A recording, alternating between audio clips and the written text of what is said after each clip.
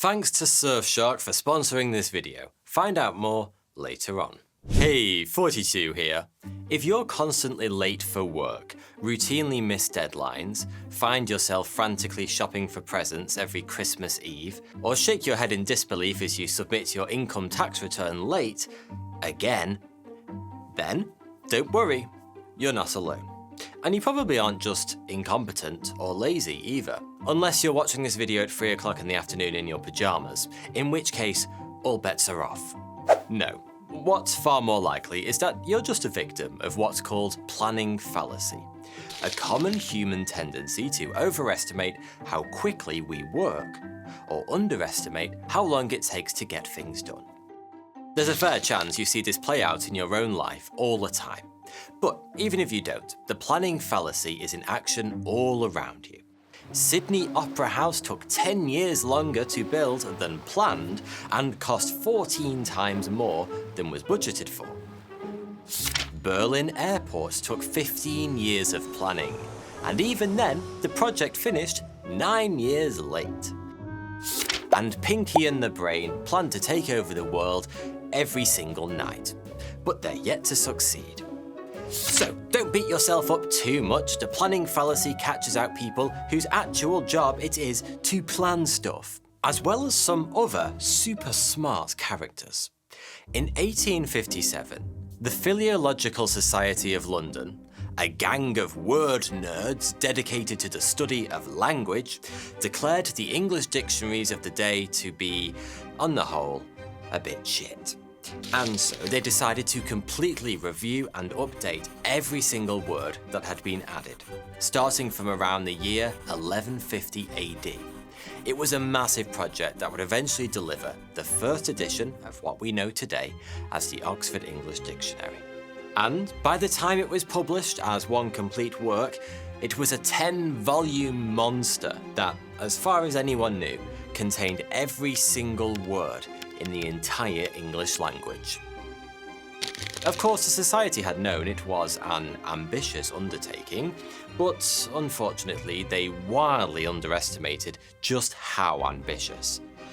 Instead of the expected 10 years, it took 7 decades before the full dictionary was eventually produced in 1928.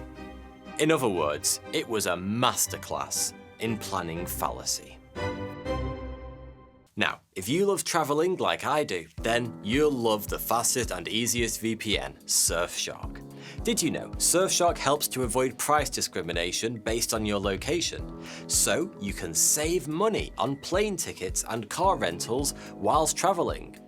Surfshark runs on any device, anywhere, and it's packed full of features such as industry-leading uncrackable encryption, IP and DNS leak protection, an internet kill switch if your VPN drops out, and 24/7 customer support. Personally, I use Surfshark to watch Netflix content from other countries, such as the US, that's usually blocked here in the UK. It's really easy, all you have to do is switch over your location setting, and there you have it, instant access to your favourite programs. Surfshark maintains a strict no-logs policy, so their network of 3,200 servers in over 65 countries runs 100% on RAM, so they couldn't log your data even if they wanted to. By using the code 42, you will benefit from an 83% discount, plus 3 extra months for free. All you have to do is click the special link in the description below. Don't miss out. The project began at a snail's pace, and for the first 20 years or so, not much happened.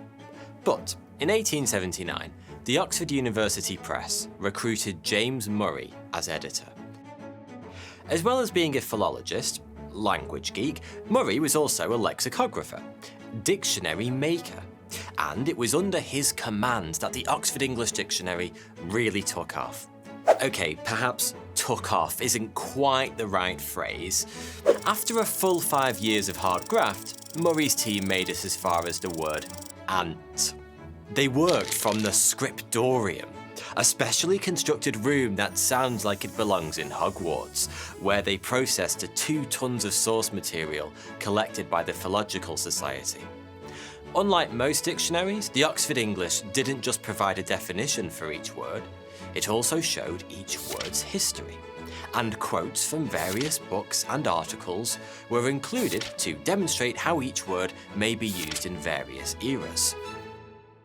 Before Murray's changes, this work was mainly done by scholars, and so the quotes were overwhelmingly taken from classical literature. But, unlike my high school English teacher, Murray realised that most people don't go around talking like Shakespeare, and so he wanted the English dictionary to reflect the everyday language used by ordinary people. The problem was, to achieve that goal, he would need a metaphorical army to read all of the English books and published material in existence in search of suitable quotes for every single word in the dictionary. So, when it became clear to him that progress was too slow, or should I say ponderous, or leaden-footed, or sluggardly, Murray launched possibly the first crowdsourcing campaign in history, calling on English speakers and readers in the UK, America, and British colonies to send in English language quotations from history books, novels, cookbooks, newspapers, travel books, and anything else they could get their hands on.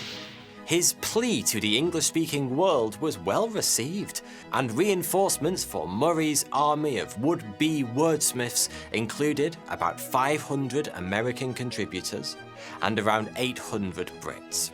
These people were by and large amateurs, with nothing driving them but a deep love of cardigans and the English language. Together, this global force of bookworms contributed more than 1 million quotations. But there was one volunteer amongst them who stood head and shoulders above the rest. His name was William Chester Minor, and he was responsible for over 10,000 separate entries in the dictionary, second in volume only to Murray himself.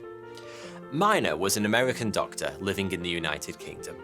But, as Murray would eventually discover to his immense shock, there was far more to Dr. Minor than just a medical degree. You see, the Oxford English Dictionary's most prolific volunteer also happened to be a convicted killer and paranoid schizophrenic who worked on his many thousands of contributions to the world's greatest English dictionary whilst serving out a life sentence at Broadmoor, a psychiatric facility in Berkshire, England. William Minor was the son of American missionaries and was born in present-day Sri Lanka in 1834. He was sent to America to study at a military academy at the age of 14 and went on to graduate from Yale University as a doctor in 1863, right in the middle of the American Civil War. Minor joined the Union Army as a field surgeon, and at the Battle of the Wilderness in 1864, he was confronted by the true horrors of war. This particular battle was notable for its incredibly high number of casualties, around 29,000, and especially gruesome injuries. As well as all the usual wounds of battle, hundreds of soldiers were burnt alive as the wooded area in which the battle was being fought caught fire. Over and above the trauma that Minor faced as a medic, it's said he was also instructed to brand the letter D onto the cheek of an Irish deserter. For Minor, a man described as a thoughtful and somewhat delicate soul, this event made a huge impression and had a lasting impact not just on the poor Irishman's cheek, but on Minor's mental health. Later in life, he would suffer from paranoid delusions, many of which included being persecuted by an Irishman. Over the following years, Minor's mental health deteriorated, and he suffered from an increasing number of schizophrenic episodes. In 1868, he was committed to an insane asylum in Washington called St. Elizabeth's Hospital, and, for obvious reasons, was released from service in the army.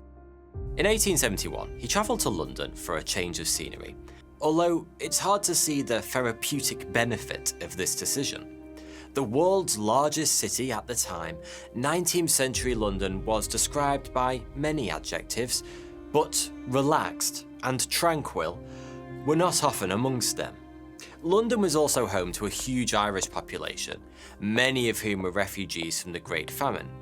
For a man who believed he was being hunted by an Irishman, it must have felt like a bit of a nightmare. Independent and living without psychiatric care, Minor was plagued by an increasing number of paranoid episodes, and it was during one of these that things took a dreadful turn. On the 17th of February 1872, Minor believed that a man had broken into his room, and at about 1:45 a.m, he ran out into the street with a revolver, hell-bent on catching this imaginary intruder. He gave chase to an innocent man named George Merritt, a stoker who was on his way to work at a local brewery, before gunning him down with 2 shots to the neck. The Lambeth tragedy, as it will come to be known, generated international interest and was widely reported, along with Minor's trial for murder. The court case revealed extreme problems with mental health, and Minor was found not guilty of murder by reason of insanity. Still, he couldn't safely be released into the general population, and so was sent to be imprisoned at Broadmoor, a new asylum for the criminally insane. Initially, he was destined for Bethlehem Hospital in London, but he was turned away due to overcrowding. If you've watched my recent video on Bedlam, you'll know how lucky a break that was. At Broadmoor, prisoners with some spare cash could have their living conditions substantially improved. So, thanks to his family's money and military pension, Minor's digs were quite comfortable and spacious. He had a 2-room cell, and it's even been claimed he employed a fellow inmate as a servant. On top of that, he was allowed to indulge in some of his hobbies, including painting, and that all-time classic prison pastime, playing the flute. But the passion that Minor entertained the most was reading. He constantly bought new books, and his collection grew so large that he converted his second room into a dedicated library. He was especially fond of vintage and travel books, and when he came across one of James Murray's pamphlets recruiting volunteers to help create the Oxford English Dictionary, it was these books that gave him the most inspiration. Whether Minor was driven by the desire to give something back to society, or to keep his paranoid delusions at bay, we'll never know. But once he started collecting quotations in 1880, it seemed he couldn't stop, not even to play the flute. The American dedicated the next 2 decades of his life to this work, contributing so much language that Murray once said the Oxford English Dictionary could easily have covered the last 4 centuries of words just from Minor's quotations alone.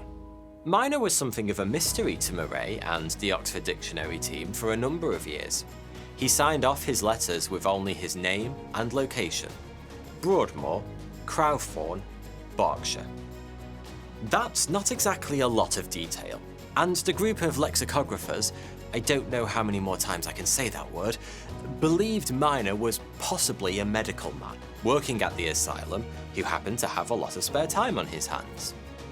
A number of accounts say that Murray met the mysterious Minor at Broadmoor in 1897, discovering to his tremendous surprise that the doctor was not in fact a staff member, but a patient. Whilst these stories make for a good drama, they turn out to be nonsense. Balderdash, codswallop, bollocks. Sorry, I spent a lot of time reading the Oxford English Dictionary whilst researching this video. According to a letter written by Murray, the academic apparently became aware of Minor's history some years before the pair first met in 1891. An American visitor had thanked Murray for his goodwill towards the poor Dr. Minor, revealing the tragic backstory that had led to the army doctor's imprisonment in Broadmoor. Murray and Minor shared letters for some time, but Murray was always careful to keep what he knew of Minor's situation to himself. When the men did eventually meet, it was the start of a genuine friendship that lasted many years, and included Murray making numerous visits to Broadmoor. Some have speculated that William Minor's work on the dictionary was useful therapy for him, but by 1902 his grip on reality was all but gone. He believed that every night he was abducted and taken to various locations where he was forced to do unspeakable things, a delusion that eventually led to him cutting off his own penis.